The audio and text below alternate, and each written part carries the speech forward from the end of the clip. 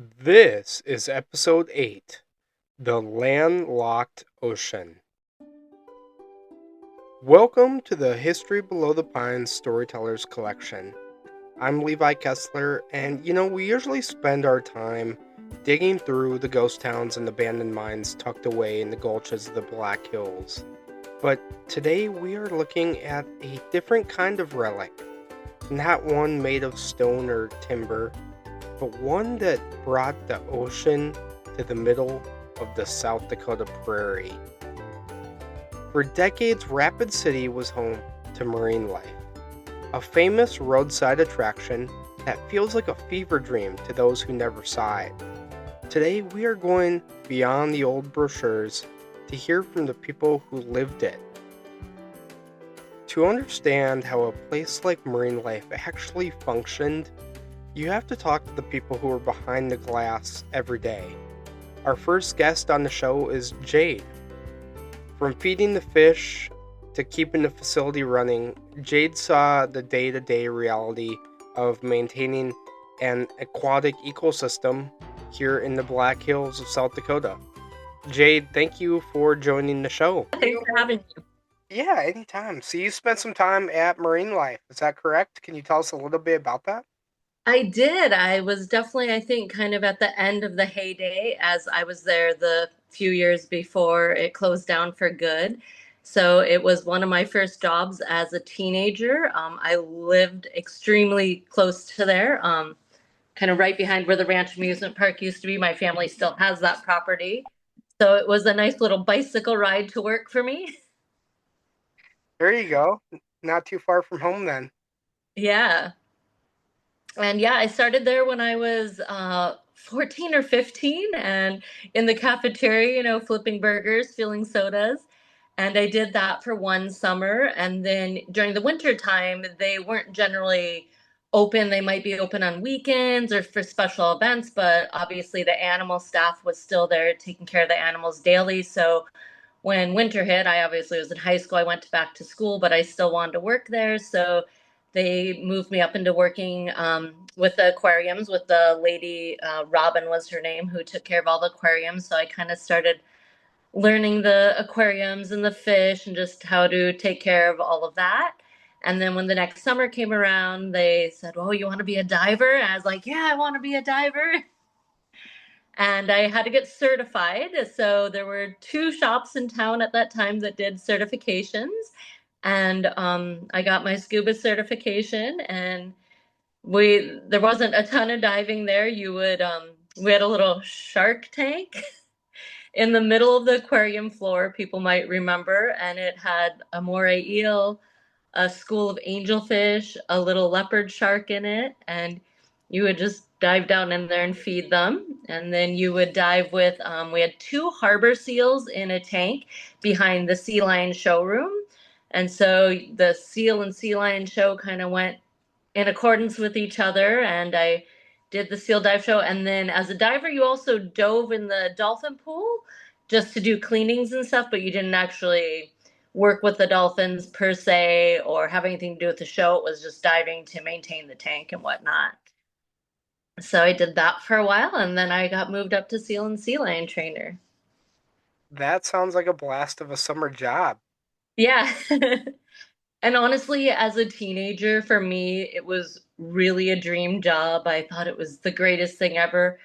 I think marine life, really, in all of its years, the basis of our tourism was people in these landlocked states close to us, Nebraska, Montana, Iowa, places, Wyoming, places that aren't on the coast like California that has a million aquariums up and down. So I think marine life really provided an opportunity to see something a lot of people from these Midwest states had never seen before.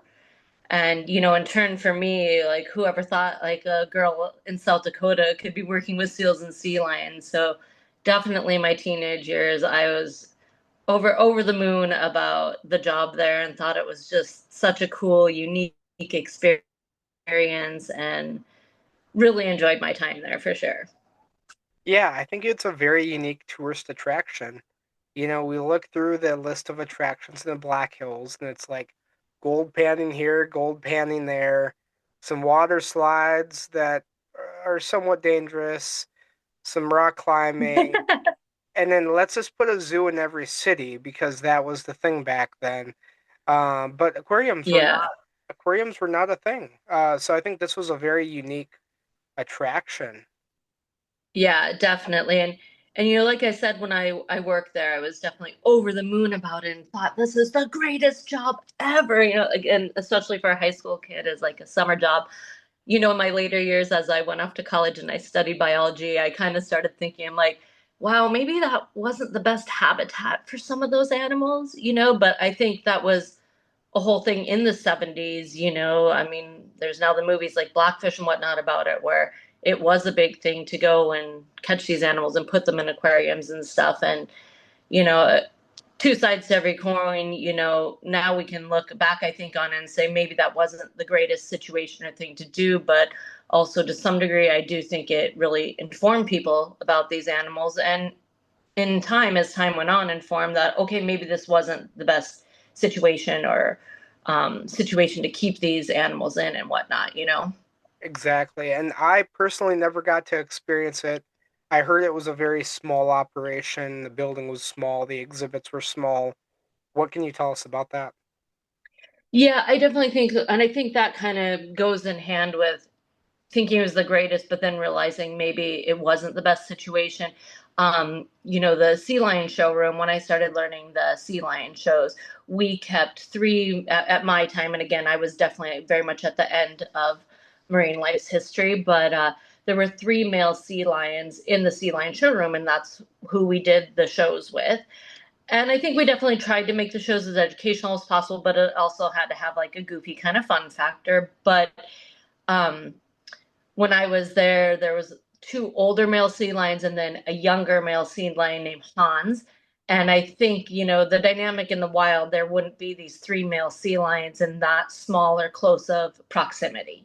Yet we were keeping them in the showroom because that's how it was ran, how we did our shows. And so, again, kind of looking back, you're like, wow, that probably wasn't the best keeping three male sea lions in that close of our proximity and whatnot. And the areas were definitely small. And again, I don't know what it was like in the beginning, in the heyday. And I do definitely know when I started, Herman and Donna Blody were the owners, and we had a really great curator named Lee. And I felt like he always was doing his research on trying to have the best habitats for these animals that we could in the situation that we're in. And we definitely, while I was there, thinned out some of our animals to give a little bit more space to the ones that we did end up retaining and keeping. And I know when I had moved on to Reptile Gardens, but I had some friends that worked there right up into the closing day. And I remember finding out the animals had gotten sold to somewhere in China. And I just remember being so concerned about like the transport and wow, that's a really long way to transport these animals. And I hope they're transported well. And my hope for them was always that they went into some bigger and better facilities. I know some of the animals went to a facility that was brand new built and I saw some pictures of it and it seemed to be very large and very well. So I hope that was a good move for them. Yeah, I believe, there's several hundreds of comments. We put out a post a few weeks back and it reached like 55,000 people, which is just beyond me. But one of the comments in the hundreds of comments was from a lady who said they just got back, a few months back from some tropical vacation where they got to swim with dolphins. I couldn't remember where. It's in the comments on the post. But she talked about how they got paired up with dolphins to swim with, and the dolphin that they were paired with was a dolphin that was from marine life in Rapid City. Oh, that's we had two dolphins during my time there. Sunny was the female dolphin, and she had been there as far as I know for the pretty much the whole history of marine life. Wonderful, wonderful animal. And the other dolphin we had there when I was there was a pretty recent addition. So again, just kind of at the end of the heyday of marine life, his name was Hans, and he was actually a Navy reject dolphin. Like he didn't work out for their program, so they sold him into an aquarium situation, and we had him for a while. So My guess would maybe almost be him, but it could have been a dolphin from before my time there too. But that's really crazy. Yeah, they said shortly after they got back, they got word that the dolphin died. So, but to think that it survived up until present day is pretty crazy because that Yeah, closed a while back. I mean, this has been yeah, 70s, 80s, somewhere in there. yeah. How you were saying it was before your time. It's funny. I now live in South Dakota in the summers, and I work at Firehouse Brewing Company, and I work with a lot of people, obviously younger than me, and I'll be like, "Yeah, you guys remember Marine?" I'm like, "Oh my, no, you guys probably weren't even born then." You know, it's still important to talk about these places because they existed, they were there, Yeah. and it's history. And I want to keep that history alive. So, in all of your jobs at Marine Life, because you have a long resume of jobs there, what would you say was your favorite? Um, s- so I would probably have to say seal and sea lion trainer. I really liked interacting with animals and I liked kind of learning the training techniques and whatnot. But diving was also a whole unique experience there. The water was cold. I mean, these are mammals that live in cool water. We didn't have the water at tropical temps by any means. The dolphin pool is warmer, but I didn't dive in there a lot. And so it was we put on thick wetsuits and had this old kind of 70s, 80s scuba gear. I think I put a picture on the comments in the post of me and one of the other divers. Her name was Julie there, and we're wearing the marine life gear, and you can definitely tell it's the old gear. And lugging the tanks around and stuff. And I loved the harbor seals. Clyde was the one name. I can't remember the other harbor seal's name, but I really, really liked the harbor seals as well. So it would probably be a toss up between like doing working with the seals and sea lions. I loved them both. So it Interesting. definitely kind of paved a path for me. I ended up going to college and getting my degree in field biology, and I was for a while on the path. I was like, that's all I want to do is work in an aquarium. See, going to a Black Hills attraction can change your life. Yeah, People say skip the tourism attractions. Don't do it. They're tourist traps. Hey, you might go to college for it and end up, working in that. So you never yeah, know. yeah. I'm still a very avid diver to this day. My nickname in high school became Mermaid Jade because I worked at Marine Life, but I stayed with diving my whole life and have dove all over the world now, and I would have never been introduced or probably ever gotten certified in South Dakota and never ever had part of that as my life. And now it's such a big part of my life is scuba diving. That's crazy. In a landlocked state and the farthest from the ocean. I mean, Yeah. like, really, the farthest from any ocean. And we had this sea life contraption, zoo of sorts. Is just so interesting to me. Did I hear that they had penguins? Were the penguins around? They did, and that was an addition while I was there, and it was like a bit to get them, and I don't want to misspeak, but I don't know if it was permits or just having I know like building the habitat, we definitely had to have some very specific regulations and whatnot, and they were also pretty timid. So we really had one lady during my time there, her name was Jen McGee, and she kind of was the her and the curator were the only ones that really dealt with them because we didn't want to put any extra stress on them whatsoever. And they had a habitat, but we only had them out like a few hours each day because of the stress and whatnot. So there were two penguins there. And I believe there's some pictures. I don't think I have them. I think they exist online, but I've seen some pictures of like their names behind the pool. And the penguin pool is really cold. And one of my diver initiations was I got dunked in that penguin pool. Whoa, whoa, whoa, whoa, whoa. Diver initiation.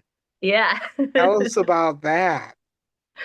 Well, so when I moved up into being diver, you're kind of like a little bit low man on the totem pole. That's kind of where you start when you're working in the animal areas and whatnot. So one of the diver initiations I got, and I heard it was gonna happen. I was like, oh, I already dive in cold water. That water's really cold, like icy cold. So yeah, there's a little quick dunk in there. It's not considered hazing. It was just Yeah. initiation. It was Yeah. it was teaching you the job. Yeah. You had to know how cold that water was. That's horrible and awesome at the same time. Yeah. Uh, so how many animals were there at Marine Life? So in the, like I said, the showroom, the sea lion showroom had three adult male sea lions, and behind there was a tank with two harbor seals. That's what we did the shows with. And then out in the courtyard, we kind of had two separate areas of the courtyard.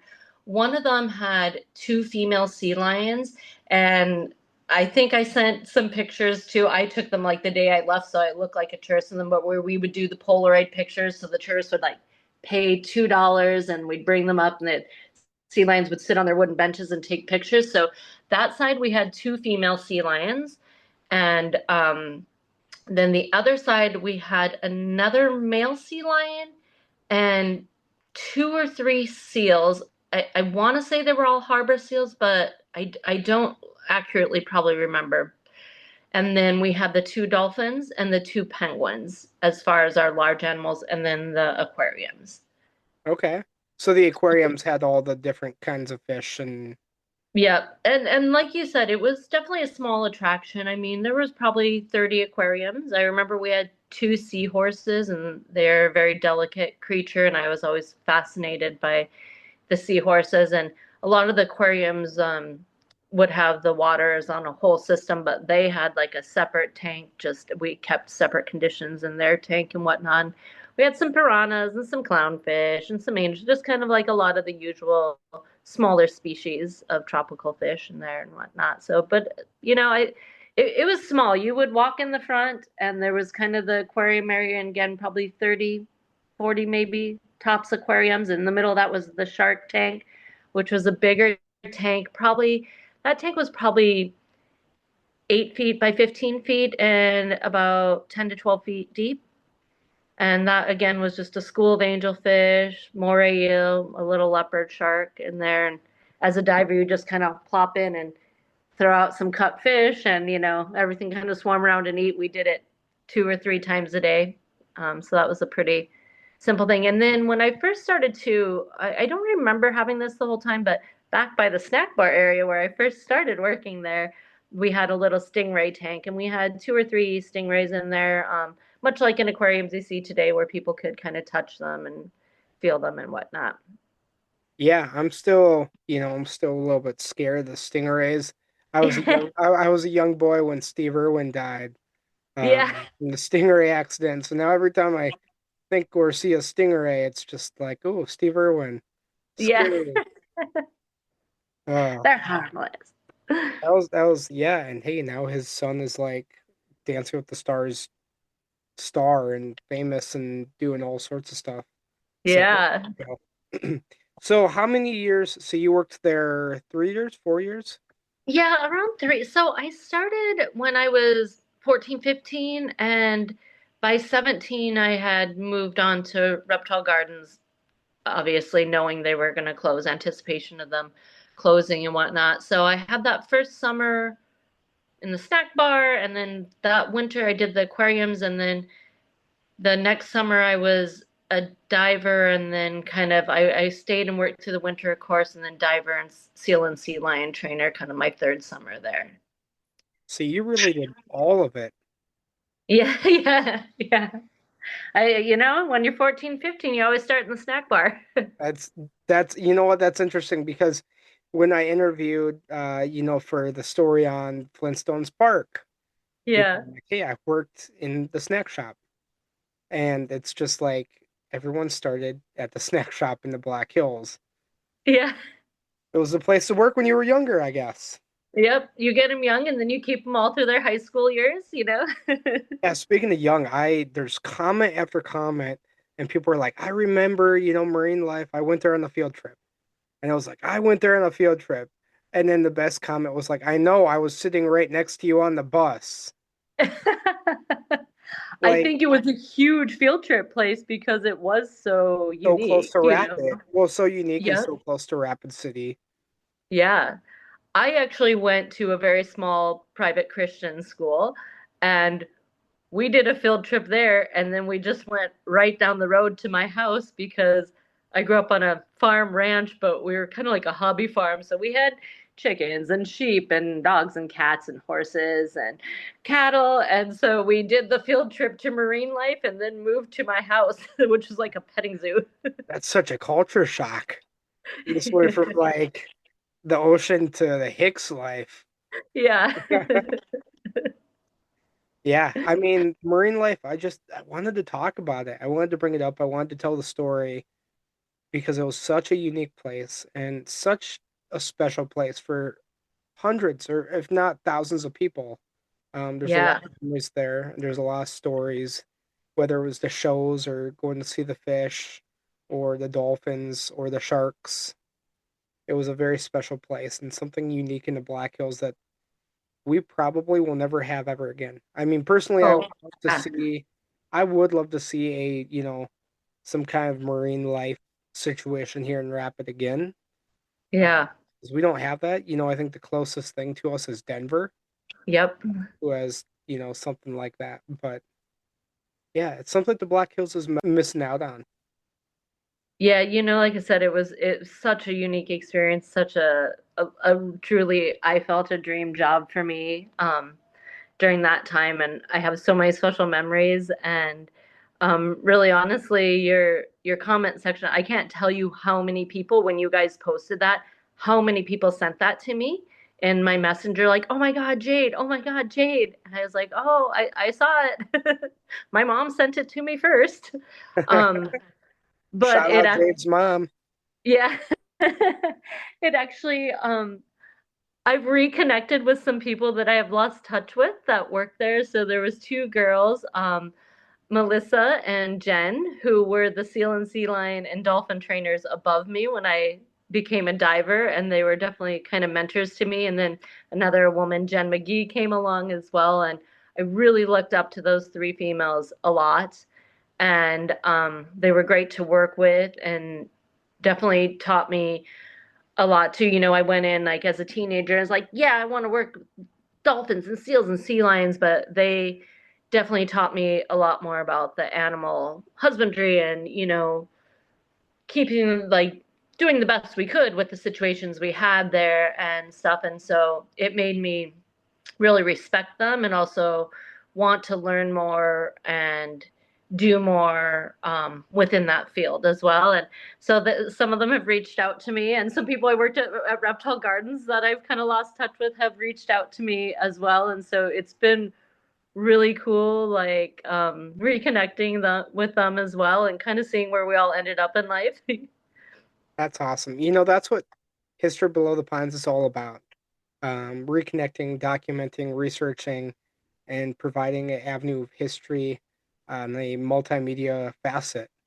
Um, Yeah. a lot of people just see our cover photo and go, "Oh, they just care about the mines and the ghost towns." I mean, yeah, that's a big part of what we do, but it's also about telling the stories of these old attractions and sitting down with old ranch owners, telling the story of their ranches and all these different, tourism areas of the Black Hills and stories. There's a reason we call this podcast a storyteller's collection. Because Yeah. every place had its story. Every storyteller has their story, and these stories are unique. And it's almost like this podcast is a way of preserving those stories for the future. You're always Yeah. going to be able to hit play and learn about something new on the podcast and learn about something in Black Hills history. Yeah, since I started following you guys, I just kind of came across your page or somebody had sent me something on it like, oh, you might be interested in this. And I feel like I've learned so much from your guys' page, like history I didn't know about. And I love what you guys are doing. It's so great. And all the work and the research and whatnot that you put into it is, I think, really appreciated. And again, I grew up in South Dakota. I lived in Colorado for 17 years, and I kind of unexpectedly ended up back there about 10 years ago. And I really kind of I left at 17. I was like, get me out of here. I'm going to Colorado. But I came back and I really fell in love with the Black Hills for sure. And I get out as much as I can hiking and whatnot. And there is so much history out there. And I feel like I can't believe I grew up here and I lived here for 17 years. There's so many cool and unique places and hikes and history that I never knew about. So since I've moved back, I feel like I've learned so much more about the place and the history of the hills, and it's just really awesome. I really appreciate what you guys do. Well, thank you so much. That means a lot. Buckle up. There's more to come. But thank you so much for joining us on the show. It means the world to us, Jade. And thank you for giving us some insight into marine life and Yeah. sharing some of your memories. Well, from that interview, it sounds like Jade has a lot of good memories from marine life. You know, while some worked at marine life, thousands of others experienced it through the eyes of a child. For most, it was a summer vacation memory. But for our next guest, it was a career catalyst. Christy visited the attraction as a kid, and that spark eventually led her to a life of marine conservation work from Alaska to Mexico. Christy, thank you for joining the show and sharing a little bit about what you do and your memories of marine life. Well, thank you so much, Christy, for coming onto the podcast and joining us here on the History Below the Pines Storytellers Collection. Yeah. I haven't actually followed your stuff. I haven't seen it before, and this just popped up and I got tagged by a whole bunch of people. Well, that's what it's all about, you know? It's just a good time to start. I was inspired by marine life. So I'm just Okay. a kid who loves animals, who went to marine life. And I just wrote a cover letter last week, and this is what it says. I've loved animals my whole life, and an aquarium in South Dakota made me dream of being a dolphin trainer as a young child. After learning more as an adult, I shifted my goal to public science outreach as a cruise ship naturalist. I get the best of both worlds as I'm able to show guests wild dolphins. That is So unique. Like, how yeah, unique is that this small little aquarium in South Dakota inspired you to do what you do? yeah, I was like, actually, I would go there with my family, and I always, I just loved the dolphin show. And I told my dad I was going to do that. And he actually saw what I didn't see until I was older, which is like, if you were a dolphin, would you want to be trapped in a cage like that? Would you want to be in a spot that small? That sort of thing. And I think as I got older, that goal kind of shifted to working with wild animals. Wow. So kind of fun. That's a fun story. Yeah. It's it's interesting because we had a person reach out to our page today and they said marine life. Where was this? Never even heard about marine life. And I've been living here for many years. And I said, "Oh, that's interesting." Yeah, so I explained where it was located and they said they had no idea. And I thought that was Well, very interesting. we have to remember that it closed in 1995. So I was, 10 or 11 years old when it closed. So anybody who was born after 95, or maybe even, maybe they had to be 5 years old to remember the place, right? And so there could be people living around here that didn't know it existed because it closed when they were too young. Yeah, that's a good point. And I think it was also a smaller attraction. We talked to an employee who worked there, and that was her thing. She said it was a very small attraction. A lot of people Yeah. knew about it, but it was a smaller property, smaller aquarium. So maybe it didn't get on people's radar. The tank was so small, the dolphin tank, like just spectacular. Like I look back at what my dad was always just telling me, about the tank being too small, things like that, and I just didn't see it until I remember and look back to like the size of the room that they had that auditorium in was very, very small. And then like you walked in and there was like the dolphins on the right, and on the left it was kind of in the middle a little bit because you could go on each side. They had this huge tank and it had sharks. And it had some that like hung out on the bottom. I always used to, like when you're a kid height and you just look at them through the tank. Now I give talks to hundreds of people about sharks. and dolphins, and I get to show them animals in the wild, so hopefully they can fall in love with them the way that I love them.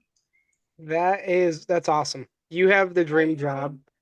You have the dream job right there. Um, yeah, how unique. What an interesting story. What Yeah. about marine life influenced you the most? Like, what was the breaking point, would you say? I think it's something that's so far away from us. We didn't get to go to the ocean a lot. I did get to go on a couple of whale watches when I was a child. My dad had like a meeting in Florida or a meeting in California or something like that.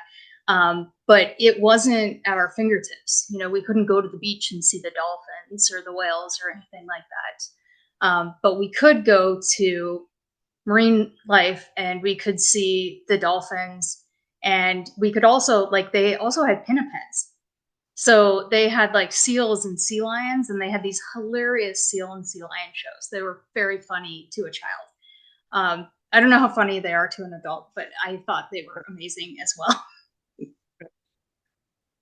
So I think I saw a few photos of one of the seals with a blow up ball or something. Yeah, so they would like balance the ball on their head in the show, and or on their nose, so they would move around and have the ball balanced, and like the trainers would like throw the ball. From what I remember, they would like throw the balls, the seals would catch them. Huh. And honestly, I can't remember if they were seals or sea lions. I think they had both, but that could have been the sea lions. That they're larger, like a seal has a lot less joints than a sea lion. So like a sea lion is like if your elbows are pinned to your body and you've still got your wrists for your motion, you can move around. And if your knees are pinned together and you can still move around.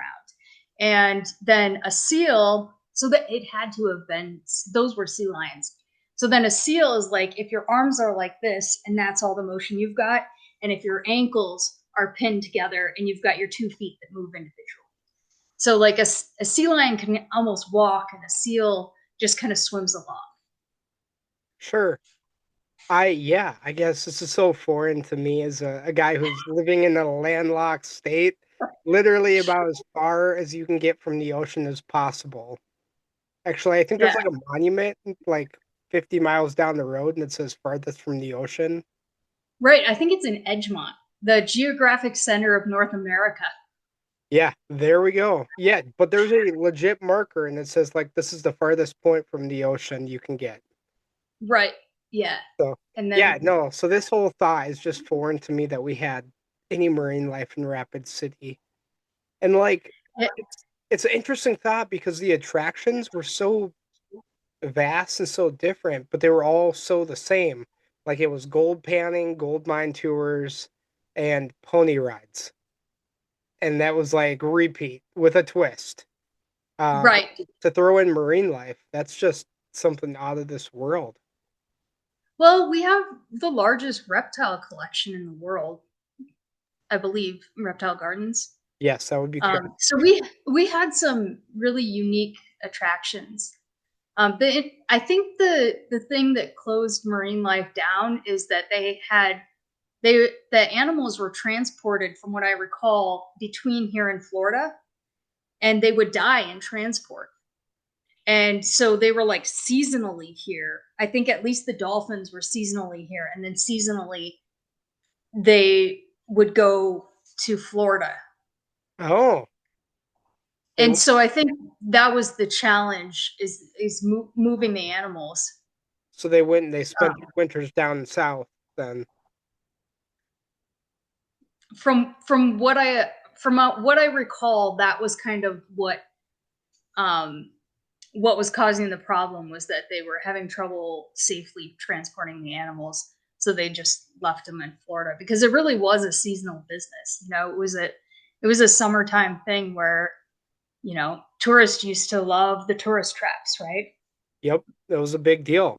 I And mean, it was out with all the rest of them, and now like the water slide's gone. All those big tourist attractions. We had the maze and the water slide, and Um, we had what was it? The ranch, The ranch. the Yeah. the one with the go-karts, Yep. and it was like that whole strip, and The whole Reptile corridor. Gardens was at the end of it, and there was the Dances with Wolves thing back there, like the whole corridor was like the tourism corridor, and it's all kind of been shut down, and now it's hospital stuff.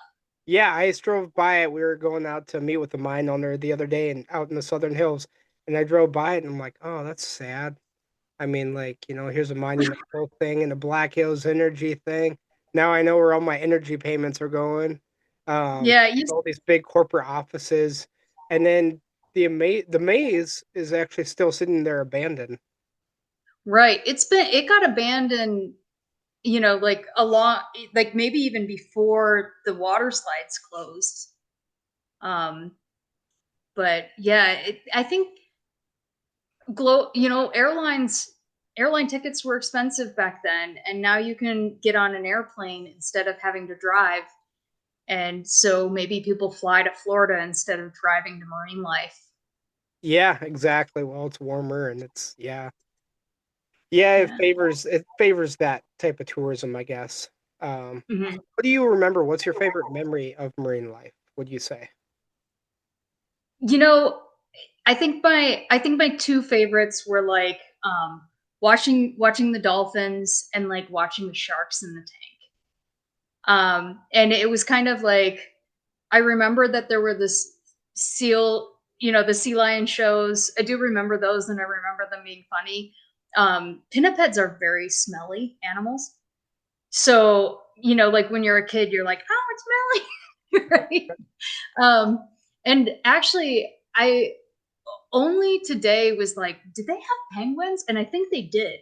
They did. In fact, the penguin shelter, we had a lady reach out to our page, and she and her husband have the penguin shelter at their residence in Rapid City still. Interesting. The big Interesting. question is, where did the big seal go that sat outside of marine life? That's the I big mystery. Did it get taken away in one part? Does anybody know? We put out we put out a feeler out there for it, and then just recently someone put on Rapid City Facebook page asking about it. And no one knew, so it's a big Yeah, mystery. So maybe it went south, or maybe it got sold off to a collector. well, the thing is, it was concrete. And so I imagine it would break if you moved it. That's the thought. But It here we because are it was thinking, huge. that the Flintstone characters from the Flintstone theme park got destroyed, only to find out that we talked to a guy who has a few of the statues, and they were, made of concrete. I think those were fiberglass. A few were concrete and a few were fiberglass. Okay. Okay. But yeah, you're right on that point. But yeah, so I don't know. It's interesting. Yeah, maybe the seal was destroyed. I don't know. Yeah, I actually, yeah, I have no idea. Um, but you could put a wide net. The problem is that a lot of people my age left the hill because like I left for a while and then came back, and luckily my company just flies me to whatever ship they want me on. Yeah, so tell us about your job. So you told us how marine life kind of influenced you. What's your job now, day to day? So I work. Well, I've worked the last 6 year or for 6 of the last 7 years because we had the worldwide pause right for Yep. COVID. I work for Holland America Cruise Lines, and they kind of shuffle the teams. So it was like I started out as a naturalist, but it was like a small job, and then the next year I worked 4 times as many hours as a nature host, and then the following year we were naturalists again, but working more closer hours to the nature host hours. And then the following year we were wildlife experts. Then we were wildlife guides. They change our title all the time. So those are usually in Alaska. And Alaska is a great place because you can see a whale every single day. on those Alaskan cruises, and you kind of loop through and do either the same cruise every week, or you'll do like from Vancouver to Whittier, which is the deep water port of Anchorage, and then back down. So I start out my first day, I do a whale watching talk. And it basically teaches people how to spot whales. And it teaches them how to identify them, the names of the behaviors, that sort of thing. Just so that people know what to look for and know what they're looking at when they see them. And so that's pretty fun. And Alaska is a lot of like whales and glacier scenic narrations, and then just general talks about like whales and salmon and keystone species and the things we might find there. Then I also do some Pacific crossings. And so that's when we relocate the ships. So when they're coming from Alaska and going to Australia, we go all the way across the Pacific. And so when I do that, the talks are on turtles and sharks and volcanoes and whales as well, of course, because the whales are everywhere in the ocean, and coral reefs, that sort of thing. So I do all of that kind of talks.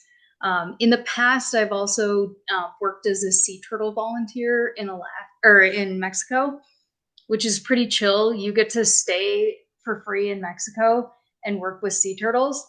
So if you want to not pay rent and like eat really cheap food that you just make for yourself, and work with giant sea turtles all the time. It's a Man, really that job sounds like it sucks. I know, and the first time I went down there, I was down there for a year, and I was volunteering with sea turtles, and I just kind of needed a break after I'd gotten my master's degree, and I think I spent $3,000 in 11 months, including paying for scuba diving and getting my what is it, the basic scuba diving, the open water advanced, and the rescue dive certification were all included in that $3,000 that it cost me for that amount of time. You can just live forever on the chain. Wow. Hey, think of us, when we're in the dead of winter, next time you're down there. There's Yeah. fellow South Dakotans who are sitting here in the Black Hills. No, valid. We didn't have winter this year. We skipped Yeah, right over no. winter. I'll tell you, like, all I want is enough snow that I can just like lay in it and make a snowman. Because when you're at sea all the time, you kind of miss a lot of things, and seasons are one of them. Yeah, Christmas this year, I think it was 81 or something in Rapid City, like something like Yeah, that. So it was I a was here for weird Christmas. winter. It's been a disappointing winter. There's, people can pretend that climate isn't changing, but really, temperatures are trying. It was 88. I was in Sioux Falls this weekend. It was 88 degrees, and I like laid out on the porch and sunned myself for a while, and then the next morning it's snowing. Yeah, what's really funny about that? So it was warmer in Spearfish, South Dakota, than it was in Miami, Florida this week. Well, and there have been times when, like I'm in Alaska and it's warmer in Anchorage than South Dakota. Like this is what, I studied climate in my undergrad. And so it was like we were kind of the like climate change degree, is, like they would call our degree that. We did a lot of ocean modeling and that sort of thing. And and this is what, like, I've watched everything happen that they told us was what was going to happen. Huh. I went to the 2003 International Panel on Climate Change talks. They actually were open to students. We could just go watch them. And just everything, the wildfires, the flooding, just everything they told us, I've watched it happen. Yeah, you have a first row seat there, I guess. Yeah. I guess I do have to, bring it back full circle. If we still had marine life and the winters were like this, they wouldn't have had to take them to Florida. It could have been the case. It could have been. But Well, I think it was more financial, like the summers are when the kids are out here. yeah, I think you have a point too there. Yeah, well, I was just gonna say that. I was like, well, the tourism season's only in the summertime, but what's Yeah. interesting about that is I work in Deadwood, and the tourism Hmm. season is starting to get longer and longer and longer. I mean, we've seen people in, March. So, and now Yes. they're coming in April, and it's, March, April, May, June, July, August. So it just seems like tourism season's getting longer and longer every year. So who knows? Maybe I'll go year round here soon. Yeah, they're doing the same thing in Alaska where they're extending the season, and they keep extending it and extending it, but the whales aren't there yet because the whales are still in Hawaii at the beginning of the season, and then they were staying so late that the whales have already migrated. And so I think some logistics person is like, we can extend this. But first of all, it's very, very cold. But also, the salmon aren't running yet. The bears are still asleep. The whales are still migrating. And at some point, extending those tourism seasons is maybe not the best choice. Yeah, I think the only side of Alaska that I see is Alaska State Troopers on TV. And then what is it, like Alaska's or the Deadliest Catch or whatever? I Deadliest feel catch. yeah, Yeah. I feel like Alaska Like has a lot of reality TV shows.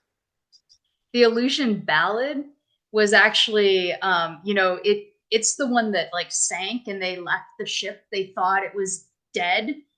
And then like the Coast Guard called them and were like, your ship's here. Do you want to come get it?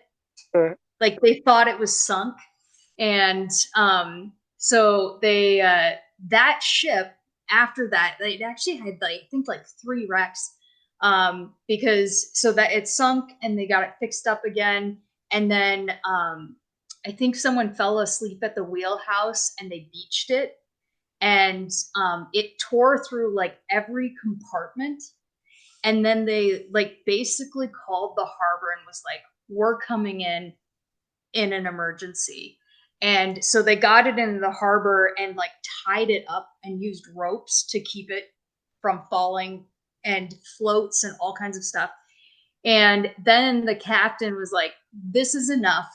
And he turned it into a tourist attraction. So you can go on the Aleutian Ballad. Now it has like seating around a good portion of the ship, and so you can actually like hold the hook that they have and like watch them use like the ship and the hydraulics and stuff like that, and they'll pull up kind of box crabs and some various things, and they'll talk about fishing, and it's all people who were on the show.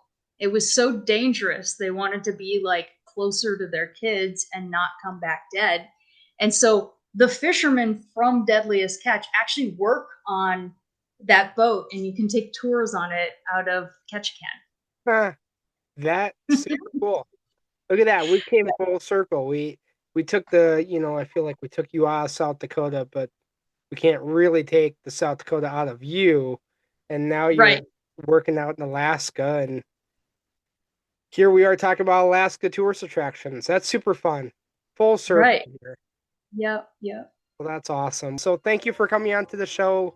It was awesome to have you. Thank you for sharing your memories and your stories with us, and sharing a little bit of Alaska with our audience here. So thank you for coming on today. All right, yep. You're welcome. It's my pleasure. It's hard to imagine now, standing in Rapid City, that dolphins once performed leaps surrounded by knotty-pine walls just a few miles from the foothills. Marine life is gone, put up for sale in the mid-90s, but its legacy lives on in the memories of the staff, and the paths of visitors it inspired. So, what ended up happening with the attraction, you may ask? Well, in 1995, Rapid City Marine Life was put up for auction after being owned by numerous holders during the decades of operation. The auction included the purchase of all the facility's mammals, bottlenose dolphins, penguins, and a number of harbor seals and sea lions, among many other aquatic fish and plants. The contents of the facility were purchased by Guangzhou Ocean World for their opening in the 1998 attraction. The pines will still stand, but the stories below never cease to surprise us. Thank you for listening to this edition of the Storytellers Collection.